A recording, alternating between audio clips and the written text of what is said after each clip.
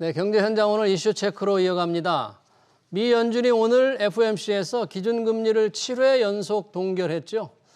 관심이 집중됐던 연내 금리 인하 횟수 전망은 기존 3회에서 1회로 줄었는데요. FOMC 전에 발표된 5월 CPI는 전년 동월 대비 3.3%로 둔화돼 뉴욕 증시가 환영했습니다.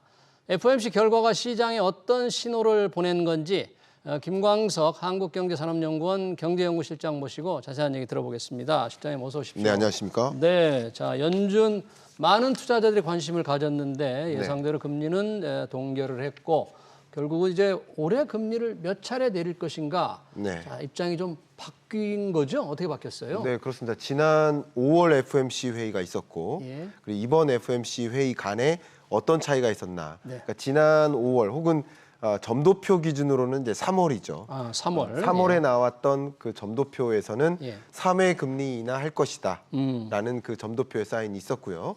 다만 이번에는 1회가 나온 겁니다. 한 번 낮출 것이다. 다만 시장의 기대는 1회 혹은 2회 정도 되겠다. 그러니까 2회도 가능하겠다. 시장의 기대는?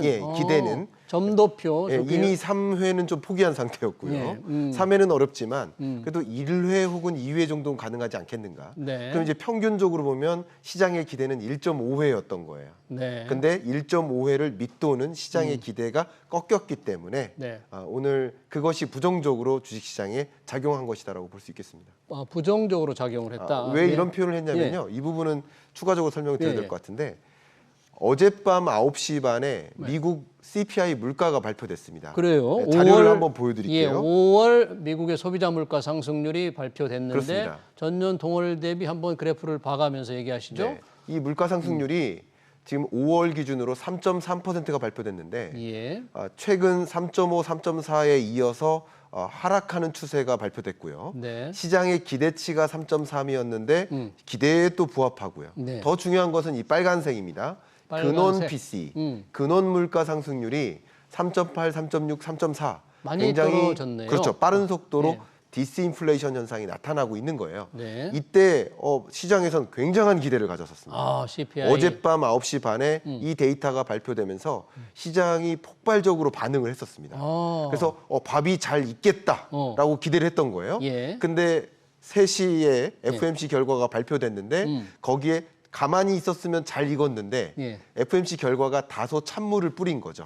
기대감을 좀 그러니까 자연스럽게 밥이 잘 익을 줄 알았는데 살짝 덜 익은 거죠. 그러니까 어쩌면 어젯밤 9시 반에 발표된 그 데이터만 작용했고 FOMC 회의 결과가 없었다면 더 긍정적인 결과가 초래됐을 수 있는데 FOMC 회의 결과가 시장의 기대에는 부합하지 않는 그런 수준의 결과였다. 그러니까 5월 CPI만 보면 증시나 채권 시장은 훨씬 더 올랐을 수도 있는데 결국 연준의 회의 결과로 상승폭이 좀 둔화되는데 그러면 연준의 어떤 부분 금리 인하 횟수가 줄었다는 것도 있을 테고요. 파월 의장의 뭐 좀 기자회견 내용도 있었는데 어떤 부분이 이런 CPI 둔화에 따른 긍정적인 영향을 조금 상쇄를 했습니까? 일단 말씀하셨던 것처럼 세 차례 금리 인하 할 거다라고 했었던 기존의 점도표를 무시하고 1회로 줄었고요.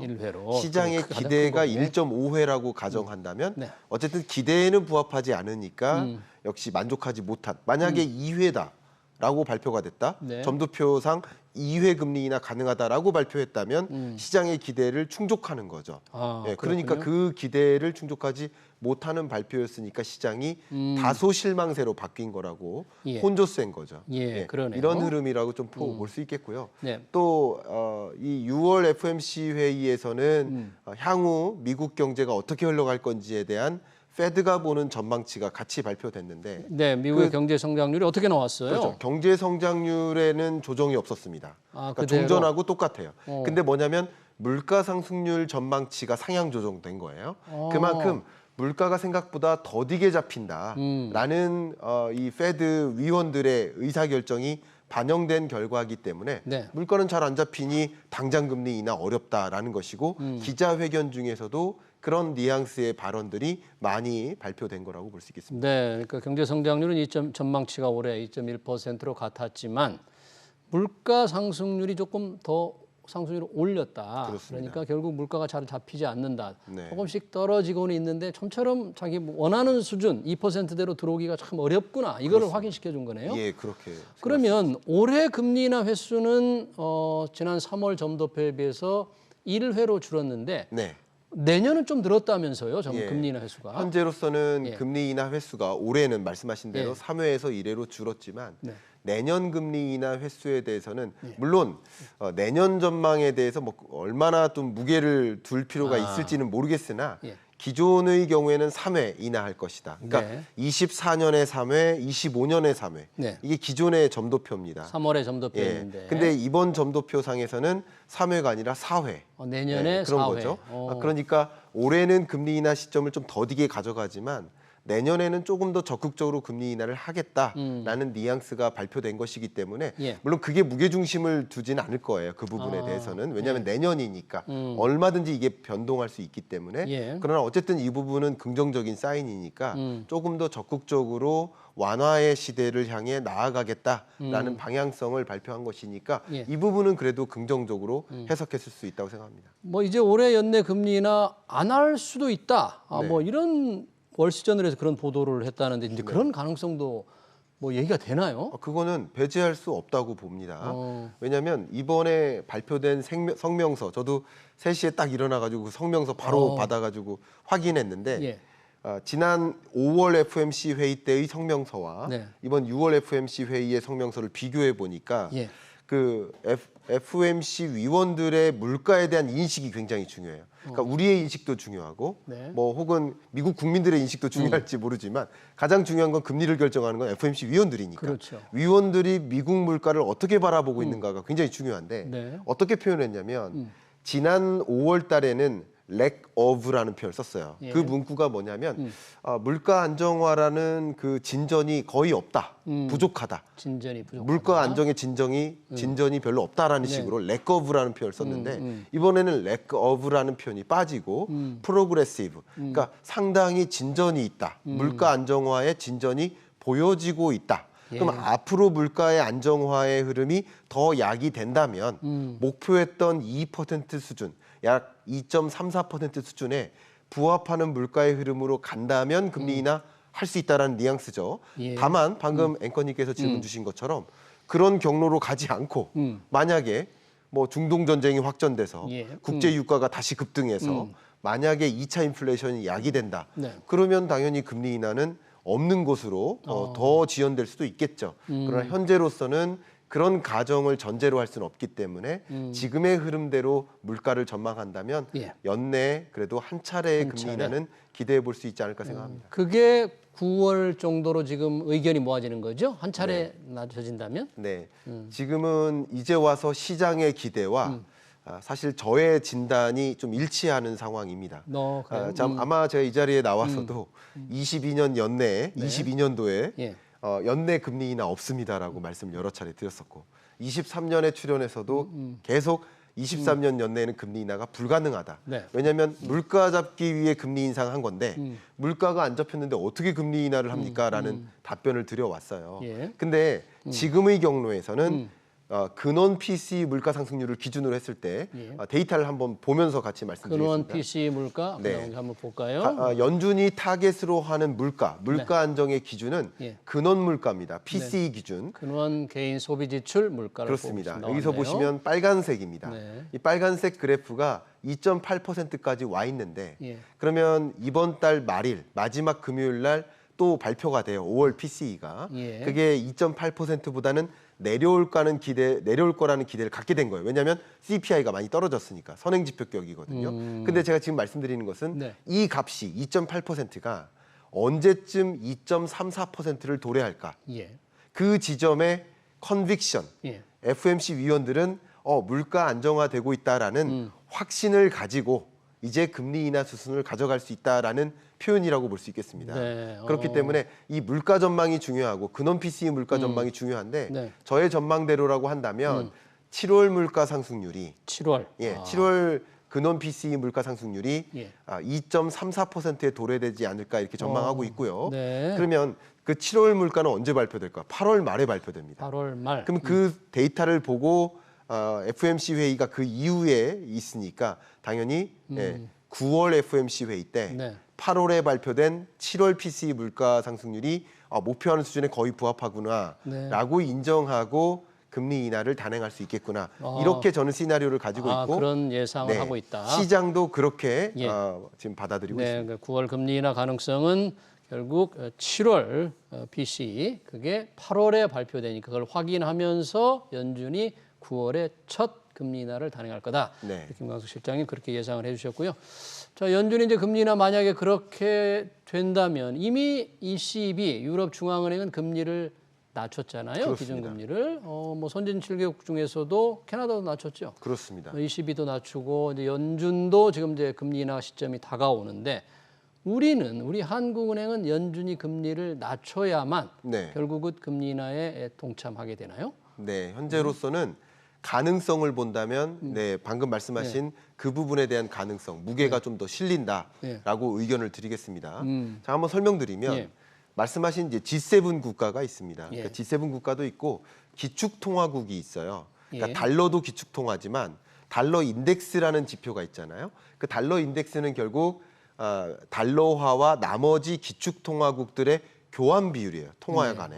그러니까 그게 캐나다 달러, 유로존의 유로화, 그리고 일본의 엔화, 영국 파운드화, 그 밖에도 스위스 프랑, 스웨덴 크로나 이 정도가 기축통화국이에요. 그럼 6대 기축통화국들과 미국의 통화 간의 교환 비율이 달러 인덱스인데 이들 국가들의 금리 인하 추이를 보면 일단 캐나다 나왔죠? 인하했습니다. 유로존도 했습니다. 그리고 일본은 금리를 한 차례 인상하고 계속 동결하고 있어요.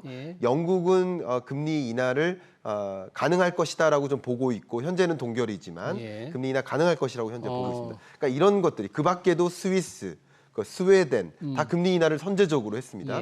그 밖에도 또 남미 국가들이나 헝가리라든가 아니면 남미, 브라질, 멕시코, 미국보다 선제적으로 금리를 인하했습니다. 자, 왜 선제적으로 금리를 인하할지에 대한 궁금증이 있으실 거예요. 왜냐하면 지금 거론했던 많은 국가들이 G7 국가 또 기축통화 국가 이들이 먼저 미국보다 금리 인하를 했는데 이들의 기준금리가 미국보다 낮아요. 영국도 낮고 유로존도 낮고 이미 미국보다 금리 격차가 미국의 금리가 더 높은 상황이에요.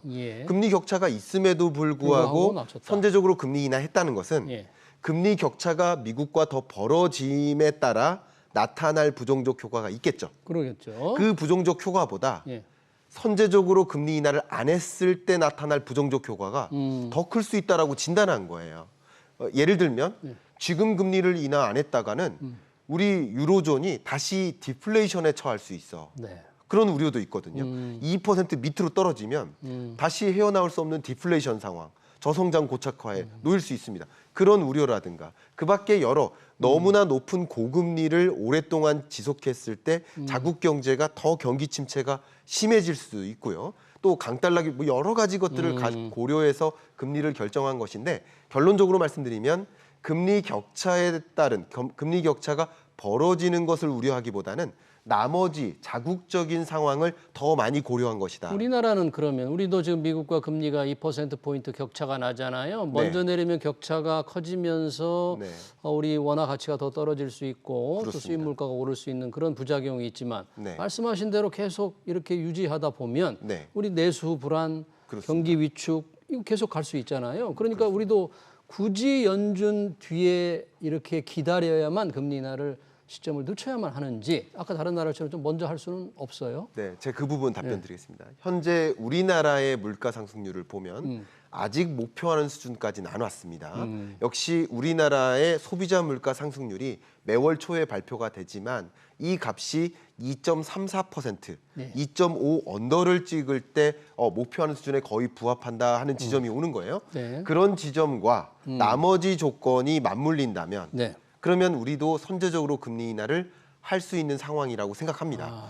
특히 뭐 이해관계에 따라 차이가 있을 수 있겠지만 왜냐하면 대출을 많이 갖고 계신 분은 빨리 인하했으면 좋겠다. 나 저축이 많고 무주택자다 그러면 금리 인상 더 했으면 좋겠다라는 의견이니까 이해관계에 따라 차이가 있겠지만 이 금리 인하 여부는 그 특정 이해관계를 고려한 것이 아니거든요. 거시경제를 보는데 금리 인하를 너무 늦게 했다가는 우리 한국 경제도 디플레이션 상황에 놓일 수 있습니다. 네. 무슨 말이냐? 물가 상승률이 2%를 밑도는 예. 디플레이션 우려 상황에 놓일 수도 있고요. 과도한 경기 침체 우려도 있고요. 한국 경제의 가장 약한 고리라고 볼 수 있는 게 네. 부동산 PF 부실 아닙니까? 그렇죠. 그런 부실 문제를 더 해결할 수 없고요. 그러니까 여러 가지 문제들이 상존할 수 있기 때문에 어쩌면 한미 간의 기준금리 격차가 추가적으로 벌어짐에 따라 나타날 부작용도 있을 수 있지만 그거보다 너무 더디게 금리 인하했다가 그 부작용이 더 크다고 판단한다면 예. 한국은행도 금리 인하를 선제적으로 할 수 있다. 할 수 있는데 예. 지금은 그럴 때가 아니다고 보는 거죠. 지금으로서는 이 부분에 대한 어. 한미 간의 기준금리 격차가 더 추가적으로 벌어짐에 따라 나타날 부작용을 더 우려하고 있는 상황이라고 생각할 수 물가도 있습니다. 원하는 수준으로 좀처럼 내려오지 않고 그렇습니다. 있기 때문에 아직도 물가도 조건이 형성되지 예, 않았습니다. 우리는 다른 국가들처럼 연준에 앞서서 금리를 내리지 못하고 있다. 뭐 그런 얘기로 오늘의 대담을 정리를 하겠습니다. 미 연준의 금리 동결과 정책 전망 잘 들었습니다. 지금까지 김광석 한국경제산업연구원 경제연구실장이었습니다. 자, 고맙습니다. 감사합니다.